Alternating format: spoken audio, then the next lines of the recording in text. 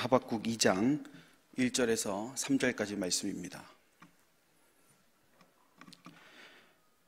구약 1303면에 있는 하박국 2장 1절에서 3절까지 말씀을 한 목소리로 읽도록 하겠습니다.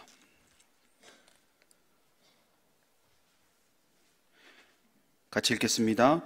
내가 내 파수하는 곳에 서며 성루에 서리라. 그가 내게 무엇이라 말씀하실는지 기다리고 바라보며 나의 질문에 대하여 어떻게 대답하실는지 보리라 하였더니 여호와께서 내게 대답하여 이르시되 너는 이 묵시를 기록하여 판에 명백히 새기되 달려가면서도 읽을 수 있게 하라. 이 묵시는 정한 때가 있나니 그 종말이 속히 이르겠고 결코 거짓되지 아니하리라. 비록 더딜지라도 기다리라. 지체되지 않고 반드시 응하리라. 아멘. 할렐루야. 오늘도 말씀 가운데 하나님의 은혜가 가득하길 간절히 소망합니다. 한 오페라 극장에 한 통의 전화가 걸려왔습니다. 전화를 걸어온 사람은 한 중년의 여성이었고 상당히 격앙된 목소리로 전화를 걸었습니다. 그 여인의 이야기는 다른 것이 아니었습니다. 지난밤 오페라 공연장에 착용하고 갔던 값비싼 다이아 브로치를 잃어버렸는데 아마 공연장에서 잃어버린 것 같으니 좀 찾아봐 달라라는 내용의 전화였습니다. 전화를 받은 지배인은 값비싼 물건이 분실되었다라는 것 자체가 아주 민감한 상황이기 때문에 바로 수색을 해보겠다라고 이야기하면서 전화를 끊지 말고 잠시만 기다려달라라고 이야기하게 됩니다. 그리고는 이제 공연장으로 가서 브로치를 찾게 되는 것이죠. 공연장에 있는 모든 직원들을 동원했습니다. 그래서 샅샅이 수색을 시작하게 됩니다. 그리고 얼마 지나지 않아서 의자 밑에 떨어져 있던 브로치를 발견하게 됩니다. 값비싼 물건을 찾았다라는 안도감 때문일까요? 빨리 이 사실을 전화 걸어준 여인에게 알려주기 위해서 지배인은 달려가기 시작을 합니다. 그리고는 사무실에 있는 전화기를 들었는데 웬일인지 전화를 받아야 될 여인의 목소리는 들리지 않았다라는 겁니다. 그래서 이 지배인은 뭐 좀 급한 일이 있어서 전화를 끊었겠거니라고 생각을 하고 다시 전화 오기만을 기다렸다고 합니다. 하지만 그날 이후로 이 브로치를 잃어버린 여인의 전화는 단 한 통화도 오지 않았다라고 합니다. 사랑하는 여러분, 여러분은 이 이야기를 통해서 무엇을 느끼셨는지 모르겠습니다. 한편으로는 성격이 급한 한 여인의 안타까운 이야기다라고 할 수가 있을 것이고 또 한편으로는 졸지에 브로치의 주인이 된 지배인의 인생 역전의 이야기다라고 할 수도 있겠습니다.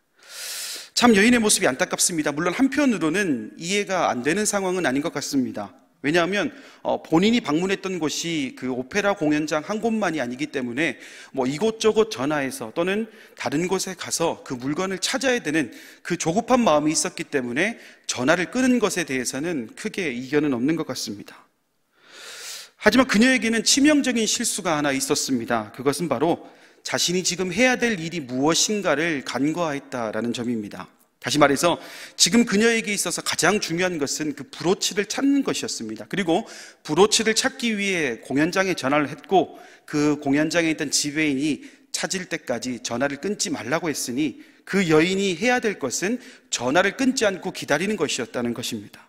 그러나 그 기다림에 실패를 하게 됐고 결국에는 자신이 잃어버린 브로치를 찾았음에도 불구하고 그것을 다시 얻지 못하는 안타까운 결과를 맞이하게 되었다는 겁니다. 어떻게 보면 이 이야기가 그냥 한번 웃고 넘어갈 만한 픽션과 같은 이야기이지만 이 이야기는 비단 이 여인의 이야기만은 아닌 것 같습니다. 그렇다는 것은 우리 삶에서도 얼마든지 나타날 수 있는 이야기다라는 것이죠.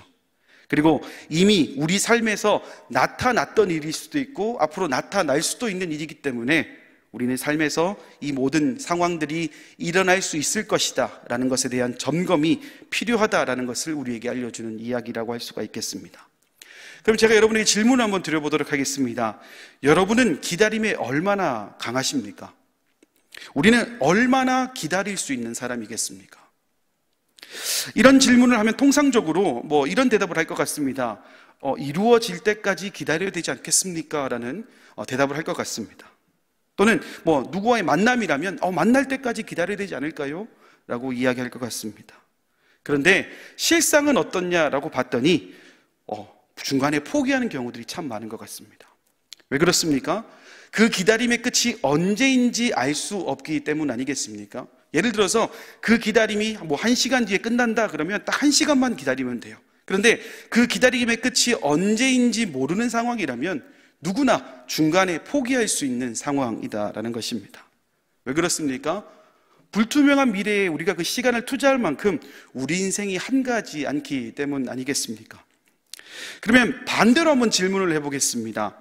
그 기다림의 끝이 언제인지는 알 수 없지만 확실한 무언가가 반드시 보상으로 정해져 있다라고 한다면 우리는 그것을 기다릴 수 있겠습니까? 없겠습니까? 아마 이 기다림을 포기하겠다라고 이야기하시는 분은 아마 없을 것 같습니다.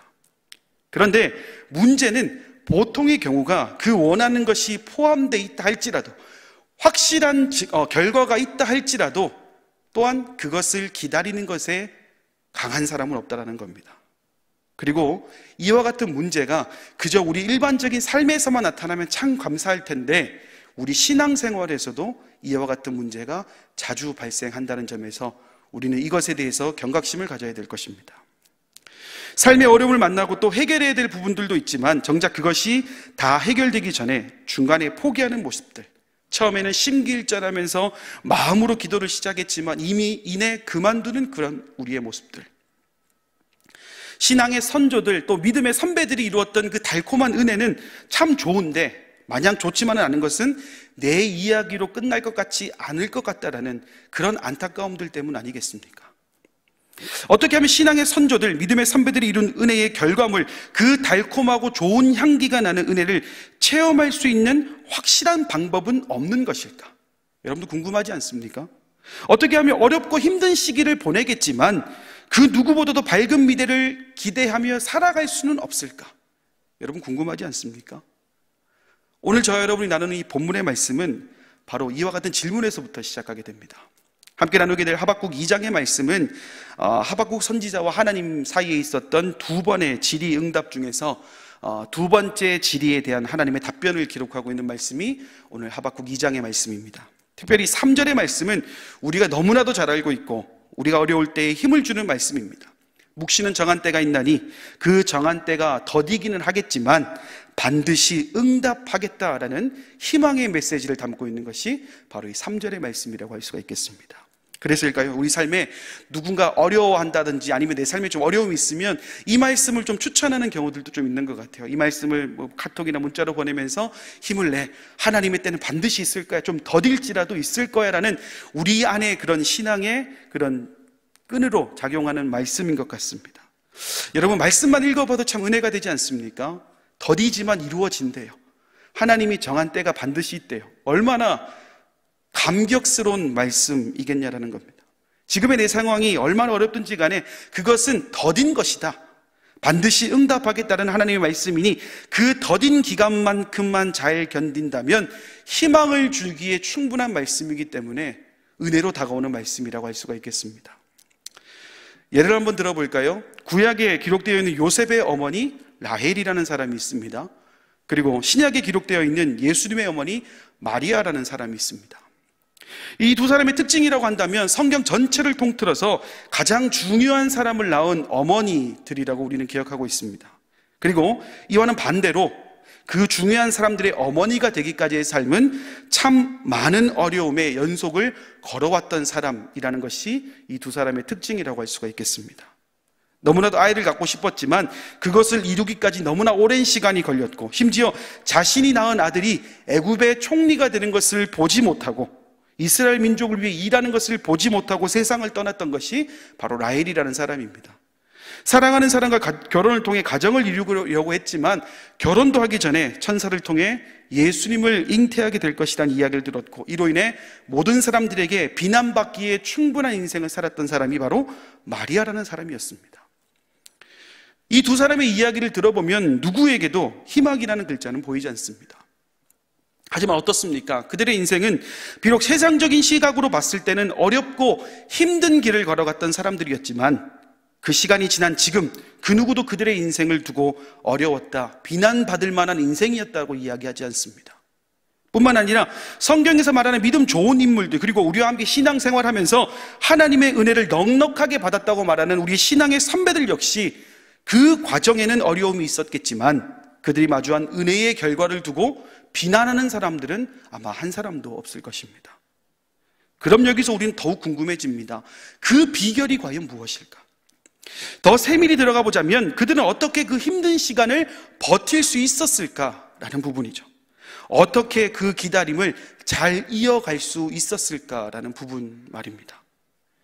이런 생각을 할 수도 있을 것 같습니다. 그 사람들은 성경에 기록된 사람들이니까 태생부터 우리랑 다른 사람이니 그 사람들의 이야기와 나의 이야기를 비교하는 것은 어불성설이다. 그들은 선택받은 사람들이기 때문에 남들보다 좀 더 잘 버티는 은사를 받았을 것이다. 이렇게 생각해 볼 수도 있을 것 같아요. 그럼 제가 한 가지 더 예를 한번 들어보도록 하겠습니다. 우리가 잘 알고 있는 엘리야라는 구약 인물이 있습니다. 그 수많은 바알 선지자들과 싸움에서 하나님의 은혜로 통쾌한 승리를 거머쥐었던 사람이 바로 이 엘리야라는 사람입니다. 그러나 그 이후의 삶은 어떻습니까? 자신을 죽이겠다고 선언한 이세벨 앞에서 인간의 가장 연약한 모습을 여실히 보였던 사람이 바로 이 엘리야라는 사람입니다. 하지만 그의 인생이 거기서 끝나느냐?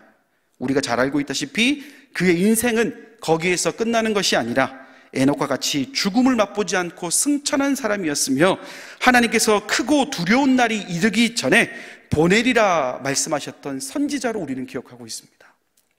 그렇다면 무엇이 그들로 하여금 모두가 기대하며 염원하는 인생의 결과를 맞이하게 했을까라는 부분입니다. 저는 이 문제의 해답을 오늘 본문의 말씀을 통해서 한번 살펴보고자 합니다. 다시 한번 하박국의 질문에 대한 하나님의 답변인 3절 말씀을 함께 읽어보도록 하겠습니다. 3절 말씀입니다. 이 묵시는 정한 때가 있나니 그 종말이 속히 이르겠고 결코 거짓되지 아니하리라. 비록 더딜지라도 기다리라.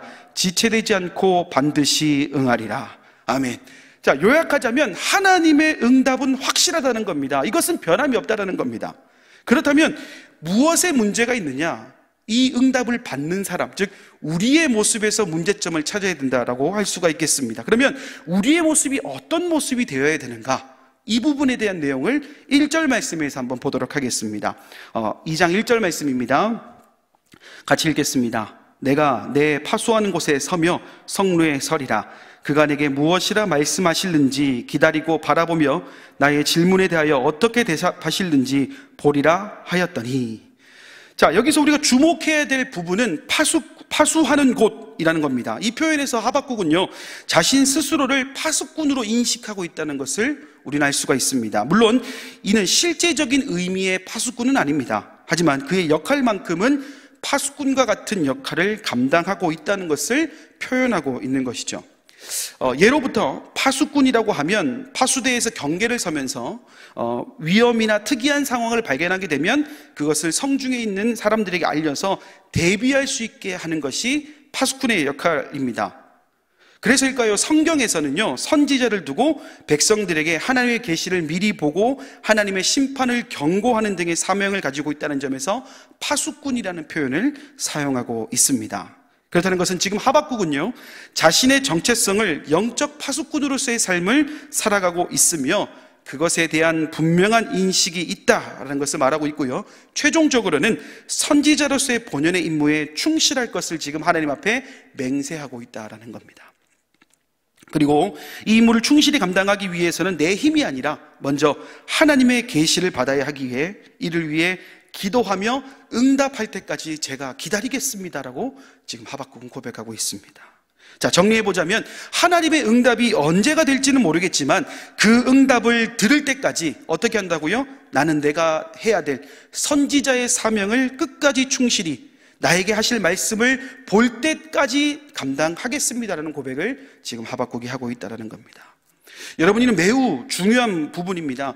하나님께 질문한다는 것, 다시 말해서 하나님께 기도하는 것은요, 하나님께서 어떻게 대답하실지, 어떤 식으로 그 기도에 응답하실지를 기다려야 된다라는 의미를 가지고 있고요, 그 기다림은 매우 중요하다는 것을 우리에게 말하고 있습니다. 바꿔서 말하면 하나님께 질문하고 기도함에 있어서 그 응답을 기다리지 않는다라는 것은 하나님의 응답을 들을 수 없다라는 것을 의미합니다. 그렇다는 것은 신앙생활에 있어서 기다림은 가장 근본적인 요소인 것과 동시에 그 기다림을 어떻게 보내느냐가 매우 중요하다라고 말하고 있는 것이죠. 실제로 우리가 하고 있는 신앙생활의 대부분이 무엇과 연결되어 있느냐 살펴봤더니 전부 다 기다림과 연결되어 있더라고요. 하나님의 약속이 실현되는 것을 기다리고 하나님에 대해서 순종함으로 거룩한 사명을 완수하는 것을 기다리고 또 개인적으로는 나의 기도의 제목이 하나님을 통해 이루어지는 그날을 기대하며 기도하는 것. 우리 인생, 우리 신앙생활 전반은요, 기다림으로 시작해서 기다림으로 끝난다 해도 과언이 아닐 것입니다. 물론 응답을 받는 경우들도 있겠지만 대부분이 이러한 기다림이 포함된다는 겁니다. 그런데 이때 주의해야 할 점이 있다면 그 기다림의 시간을 허투루 사용해서는 안 된다는 겁니다. 어느 한적한 바다의 높은 바위 위에 바다까지 한 마리가 말라 죽어가고 있는 거예요. 아마 바다 이곳저곳을 수영하고 다니다가 큰 파도를 만나서 본인의 의사와는 상관없이 그 높은 바위 위에 올라간 것 같습니다. 그리고 하필 떨어진 자리가 바위 위의 자리였던 거예요. 물론 그 바닷가재에게는 바다로 되돌아가기에 충분한 힘이 있었지만 무슨 일인지 자신의 몸이 메말라가는 그 상황 속에서도 바다로 가기는커녕 그 높은 바위 위에 이렇게 누워 있는 겁니다. 왜 그럴까 하고 보았더니 바닷물이 다시 자신에게 오면 어떻게 됩니까? 그 파도에 휩쓸려서 바다에 들어갈 수 있잖아요. 그러니까 그때를 기다리는 것 같아요. 굳이 자신의 힘을 사용하지 않고도 얼마든지 물에 돌아갈 수 있을 것이다 라는 생각을 했던 것 같습니다. 그런데 여러분 반대로 생각하면 어떻습니까? 파도가 오지 않으면 끝까지 그 자리에 있을 수밖에 없다는 것이고 거기서 메말라 죽을 수밖에 없다는 겁니다. 바위에서 바다까지는요, 여러분 몇 미터나 될까요? 많이 해봤자 10미터 넘어가겠습니까? 기껏해야 한 2, 3미터 정도 안 되겠습니까? 그리고 바다가 원래 살던 곳이기 때문에 떨어진다고 해도요, 얼마든지 살아가는데 지장이 없는 그런 곳이 바다입니다. 그 바다까지가 가야 되는 곳이 바로 그런 곳이라는 겁니다. 그런데 노력 없이 그저 파도만을 기다리며 바라보았더니 그 바다까지는 몸이 말라 죽을 수밖에 없다는 것이죠. 우리가 경계해야 될 부분이 바로 이 부분입니다. 여러분, 기다림과 게으름을 혼돈해서는 안 됩니다. 게으름과 기다림, 어떻게 보면 좀 비슷해 보입니다. 하지만 게으름과 기다림에는요, 분명한 차이가 있습니다. 그것은 바로 게으름은요, 그 어떤 것도 하지 않으면서 기다리는 것이고요, 기다림은 자신의 자리에서 해야 될 일을 감당하는 것이 기다림입니다. 바닷가재에게는 생존을 위해 그 몇 미터의 두려움을 뚫고 바다로 몸을 던져야 되는 것이 어떻게 보면 기다림의 결과물이라고 할 수가 있을 겁니다. 그러나 바닷가재는 게을렀습니다. 사랑하는 여러분, 오늘 하박국 선지자, 이 하박국 말씀을 통해 하나님께서 우리에게 하시고자 하는 말씀도 바로 이 부분입니다. 나는 지금 게으른 자인가, 기다림을 기다리고 있는 자인가, 기다림에 완벽하게 순응하고 있는 자인가. 많은 사람들이 은혜를 논할 때 자신이 가진 그릇에 대한 이야기를 참 많이 합니다. 그런데 아이러니한 것은 이 그릇을 논함에 있어서 은혜 받은 사람들은 은혜 받을 만한 그릇이 되기 때문에 은혜를 받았다라고 우리는 단정할 때가 있습니다. 과연 그렇습니까? 말씀 소도에 잠깐 소개했던 엘리야를 다시 우리가 한번 살펴보도록 하겠습니다. 그가 어떤 사람이었는지 소개하는 야고보서 5장 17절 말씀 보면 엘리야를 이렇게 소개하고 있습니다. 우리와 성정이 같은 사람. 다른 무슨 수식어가 붙은 것이 아니라 우리와 성정이 같은 사람이다라고 엘리야를 표현하고 있습니다. 자, 여기서 말하는 성정이 같은 사람이라는 것의 의미는 동일하다. 1차적으로는 같은 길을 걸어가고 있다. 또 같은 방향으로 살아가고 있고 행동 양식에 이르기까지 다 동일하다. 유사한 경험을 한 사람이다라는 뜻을 가진 것이 성정이 같은 사람이다라는 문장의 뜻입니다. 다시 말해서 바알 선지자들과의 싸움에서 큰 비로 통쾌한 승리를 이루어냈던 엘리야의 삶이 무언가 특별함으로 가득 차 있는 인생이 아니라 우리와 똑같이 밥을 먹고 똑같이 잠을 자고 똑같이 하나님께 기도하는, 그리고 말씀으로 살아가는 사람이다라는 겁니다. 이를테면 지금 옆에 앉아서 함께 예배 드리는 분들 중에 엘리야가 있다라는 거예요. 지금 함께 예배 드리는 사람들 중에 엘리야가 있다라는 것을 이야기하고 있다는 겁니다. 무언가 신적 존재이기 때문에 특별한 능력을 가지고 있기 때문에 손바닥만한 구름을 보고 승리를 확신하고 이세벨의 추격에도 거뜬히 이겨낸 것이 아니다라는 겁니다. 힘든 일을 마주하면 똑같이 좌절했고 똑같이 아파하고 똑같이 힘들어하고 똑같이 어려워한 사람이 바로 엘리야라는 겁니다. 다른 것이 있다면 그 상황을 바라본 것이 아니라 하나님의 영광이 임하는 그 순간까지 기다린 사람이다라는 겁니다. 마치 오늘 본문에 등장하는 하박국 선지자의 그 고백처럼 말입니다. 오늘 하박국 선지자가 경험하고 있는 시대가 어떤 시대입니까? 먼저는 북이스라엘이 멸망했습니다. 이뿐만 아니라 외로이 남아있던 남유다 역시 멸망을 목전에 둔 시대가 바로 이 하박국 선지자가 활동하던 시대입니다. 이제는 돌이킬 수 없도록 타락한 세상입니다. 그런데 그런 시대에 희망을 논할 수가 있겠냐라는 겁니다. 자, 하박국의 입장에서 한번 생각해 볼까요? 북이스라엘이 망했습니다. 남유다마저 곧 멸망할 상황입니다. 그렇다는 것은 선지자로서 할 수 있는 일이 있다는 겁니까? 없다는 겁니까? 그죠? 그냥 우리가 그냥 딱 생각했을 때는 선지자로서 할 일은 이제 없겠구나. 왜? 멸망이 눈앞에 있는 나라라니까요. 지금의 때로 한번 생각해 볼까요? 코로나19라는 한 번도 경험해 보지 못했던 팬데믹이 우리 삶을 어렵게 했습니다. 이때 우리가 세상을 향해 하나님께서 반드시 이 모든 것을 이겨내게 하실 것입니다. 종식시켜 주실 것입니다라고 선포한다고 생각해 보십시오. 사람들이 그 말에 순응하겠습니까? 냉정하게 한번 생각해 보자고요. 하나님이 코로나19로부터 우리 이 나라 이 민족을 구원해 주실 겁니다라고 우리가 공원에 나가서 선포하면 세상 사람들이 그 말에 순종할까요? 순응할까요? 너무나 안타깝지만 아니라는 거예요. 제발, 이런 표현 좀 죄송합니다. 설치지 말고 가만히 있으라, 이렇게 얘기하지 않겠습니까? 교회 때문에 확진자가 얼마나 많이 나오는지 아느냐? 그냥 가만히 있는 것이 도와주는 것이다. 여러분 손가락질 하지 않겠습니까? 물론 우리에게 변명거리가 있습니다. 확진자가 많이 나온 교회는 정통교회가 아니라 이단입니다. 사입입니다. 하지만 세상 사람들 눈에는 어떻습니까? 그냥 교회입니다. 여러분, 군인들이요, 아무리 때 빼고 광내도요, 세상 사람들이 봤을 때는 그냥 군인입니다. 어떤 군인? 좀 깔끔한 군인. 그렇지 않습니까? 그렇다는 것은요, 지금 이 순간 제도약을 꿈꾸고 있는 우리 가자 공동체에게 있어서 그 어느 곳으로도 세상 사람들에게 희망의 메시지를 줄 수 있는 상황이 너무나 안타깝지만 아니라는 거예요. 하나님의 선지자로서의 사명을 감당할 수 없는 게 지금 우리의 현실이라는 겁니다. 그럼 여러분 가만히 있어야 되겠습니까? 그냥 이 또한 흘러가겠거니 하고 가만히 있어야 되겠습니까? 아닙니다. 이때에 가만히 있는 것은요, 게으른 것입니다. 그럼 무엇을 해야 되겠습니까?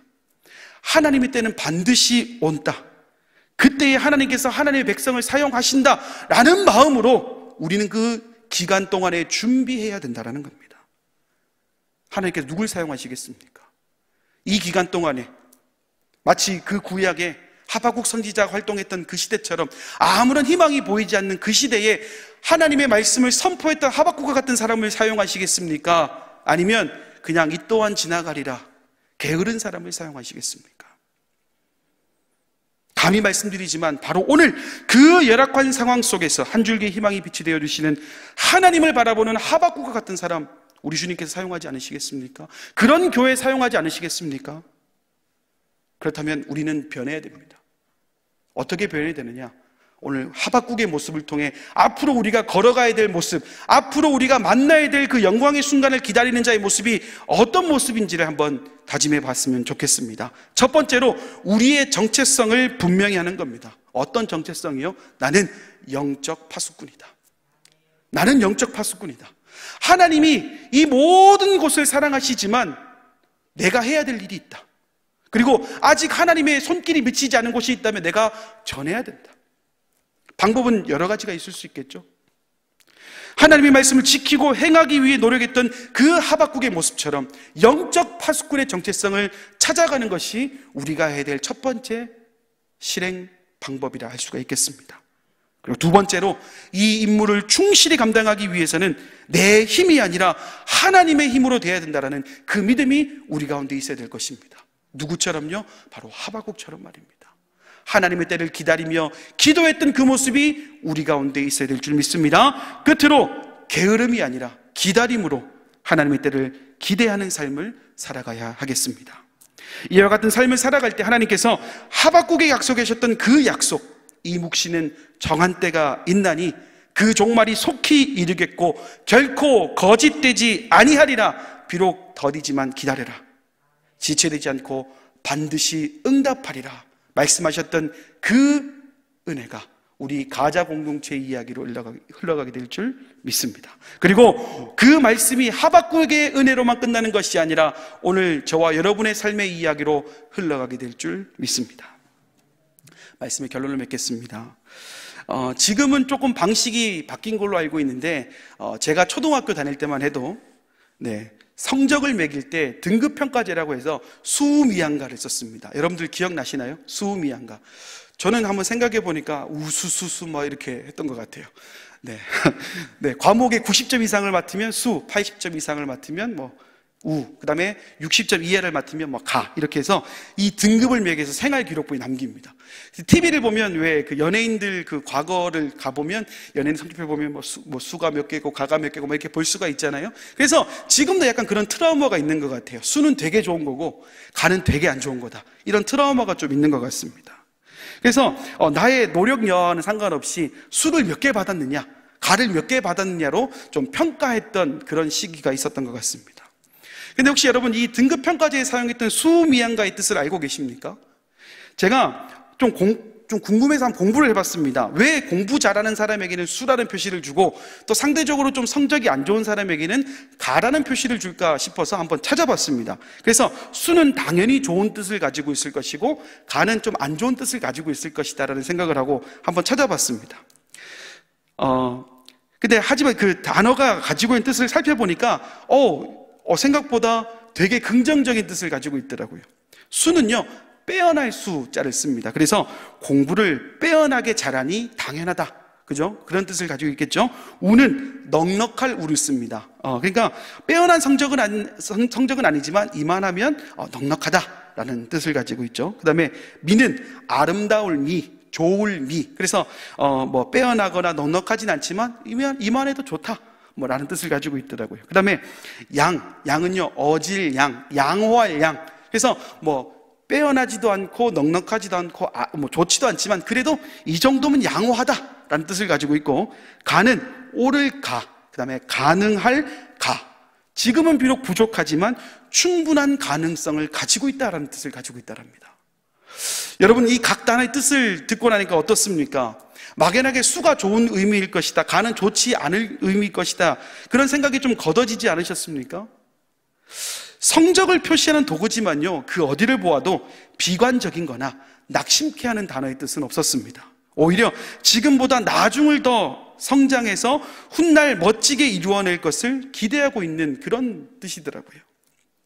저는 지금 우리의 성적이 수냐, 우냐, 미냐, 양이냐, 가냐, 그것이 중요하지 않다고 생각합니다. 지금 우리가 가지고 있는 성적들을, 내가 앞으로 어떤 성적을 거둘 것인가, 그러기 위해서는 나는 어떤 삶을 걸어가느냐가 더 중요하다는 거예요. 가를 받았다고 실망할 필요가 없다라니까요. 가능성이 있다라고 얘기하지 않습니까? 끝까지 믿음의 길을 걷기 위해 노력했던 사도 바울이요, 디모데 전서 1장 15절과 16절에서 이렇게 고백하고 있더라고요. 제가 대독하겠습니다. 미쁘다 모든 사람이 받을 만한 이 말이요, 그리스도 예수께서 죄인을 구원하시려고 세상에 임하셨다 하였도다. 죄인 중에 내가 괴순이라. 그러나 내가 긍휼을 입은 까닭은 예수 그리스도께서 내가 먼저 일체 오래 참으심을 보이사 후에 주를 믿어 영생 얻는 자들에게 본이 되게 하려 하심이라. 자신의 삶을 되돌아보면 죄인 중에 괴수라 칭할 만큼 어디에 내세울 수 있는 삶이 아니었지만 주님께서는 나의 가능성을 보고 기다리는 분이시다, 나의 가능성을 기대하는 분이시다, 사도 바울은 고백하고 있습니다. 그리고 그렇게 기다려주신 주님으로 말미암아 주를 믿어 영생 얻는 자들에게 본이 되게 하셨다라고 사도 바울은 고백하고 있습니다. 사랑하는 여러분, 우리의 인생의 과정은 늘 어렵습니다. 늘 힘듭니다. 그리고 그 과정을 걸어가고 있는 우리의 모습은요, 죄인 중에 괴수입니다. 아니 그 이상의 모습으로 살아가고 있는지도 모릅니다. 그러나 주님께서는요, 그런 우리를 오래 참음으로 기다려주십니다. 세상에서 우리의 삶을 수가 아닌 가의 인생으로 아무런 가치가 없다라고 말할 수도 있습니다. 그러나 우리 주님만큼은 세상의 기준의 가가 아니시다라는 겁니다. 가능성 있는 저와 여러분으로 바라보고 계신다는 겁니다. 넌 오라, 넌 가능성이 많아. 그러니 그런 것에 얽매이지 않고 나와 함께 걸어가지 않을래? 내가 너를 위해 오래 참으면 넌 가능성이 많아, 너무나 많아서야 내가 너를 통해 할 일이 얼마나 많은 줄 아니? 나를 믿는 자들에게 본이 되는 인생을 살아가게 할 거야. 오늘 우리 주님께서 말씀하고 계십니다. 오늘 그리고 지금 세상 누구보다도 힘들고 어려운 길을 걸어가고 있는 우리에게 주님께서 말씀하십니다. 사랑하는 내 아들아, 사랑하는 내 딸아, 내가 너에게 정한 때가 있다. 비록 더딜지라도 기다려라. 지체되지 않고 반드시 응답하리라. 이것이 바로 기다림의 미학인 줄 믿습니다. 오로지 주님 안에서만 누릴 수 있는 진정한 기다림의 미학인 줄 믿습니다. 그리고 이 기다림의 미학은 다른 누구의 이야기로 흘러가는 것이 아니라 저와 여러분의 이야기로 흘러가게 될 줄 믿습니다. 남은 한 주간의 삶이, 그리고 앞으로 우리의 인생이 우리의 가능성을 기대하시고 오래 참음으로 함께 하시는 주님의 은혜가 넉넉하게 임하기를 간절히 소망합니다.